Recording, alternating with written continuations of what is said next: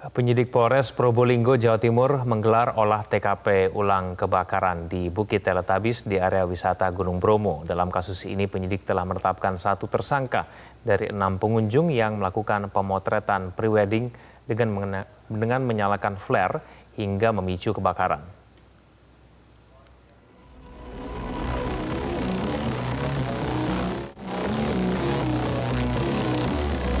Penyidik Satreskrim Polres Probolinggo, Jawa Tengah menggelar olah TKP ulang kebakaran di Bukit Teletabis di area wisata Gunung Bromo.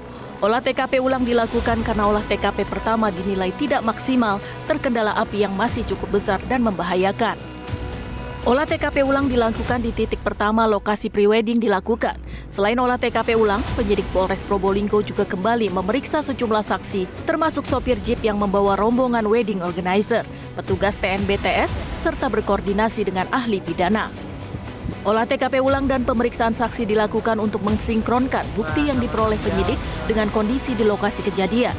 Selain 1 orang yang telah ditetapkan sebagai tersangka, yakni AW, manajer wedding organizer, penyidik masih mendalami keterangan 5 anggota rombongan event organizer lainnya yang bersama-sama berada di lokasi kejadian. Untuk hari ini, dari Satreskrim melakukan pemeriksaan saksi-saksi, diantaranya yaitu kepada pegawai TNBTS, kemudian kepada pengendara jeep yang membawa wedding organizer ke lokasi kebakaran, kemudian berkoordinasi dengan ahli pidana, dan kemudian melakukan olah TKP kembali. Kenapa dari Satreskrim melakukan olah TKP kembali? Mengingat pada saat kejadian belum bisa maksimal melakukan olah TKP, mengingat pada saat itu masih terjadi kebakaran.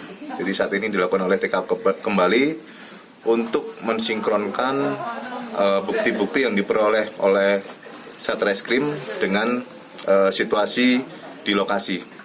Selain di Bukit Teletabis, kebakaran di kawasan hutan Taman Nasional Bromo Tengger Semeru terjadi di berbagai titik. Luas lahan yang terbakar pun terus bertambah hingga lebih dari 661 hektar. Untuk mengantisipasi meluasnya area kebakaran, petugas gabungan diterjunkan ke sejumlah titik untuk penyisiran sisa-sisa api yang masih membara. Sementara dari teman-teman BPD, khususnya TRC, kurang lebih 661 hektar. Itu versi dari teman-teman kita. Itu kawasan hutan atau padang savana aja? Lebihnya itu di daerah lereng yang ada sedikit savana yang kemarin terakhir terbakar. Seperti itu. Untuk Kabupaten Lumajang sendiri terkait satwa liar, alhamdulillah tidak ada yang terdampak, dan untuk pertanian juga tidak terdampak karena sudah kita antisipasi bersama warga Ranupani dan warga Argosari. Meski kebakaran menghanguskan ratusan hektar lahan di kawasan Taman Nasional Bromo Tengger Semeru, petugas memastikan api tidak berdampak langsung pada warga. Tim Liputan Metro TV. Kebakaran hutan di area Taman Nasional Bromo Tengger Semeru hingga kini belum sepenuhnya padam. Pihak TNBTS hingga kini masih terus berkoordinasi untuk meminimalisir titik api. Informasi selengkapnya akan disampaikan jurnalis Metro TV Rudi Ulhak dari Probolinggo, Jawa Timur. Rudi Ulhak, sejauh mana langkah pemerintah dalam menangani karhutla tersebut? Ya kan, hingga sore ini kebakaran di Taman Nasional Bromo Tengger Semeru masih terus terjadi.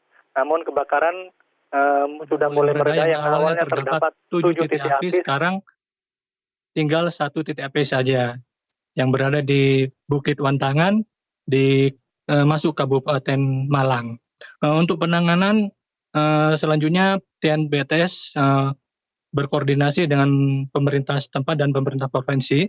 Baru saja sekitar 30 menit lalu Gubernur Jawa Timur datang ke kantor TNBTS melakukan koordinasi dengan sejumlah pimpinan.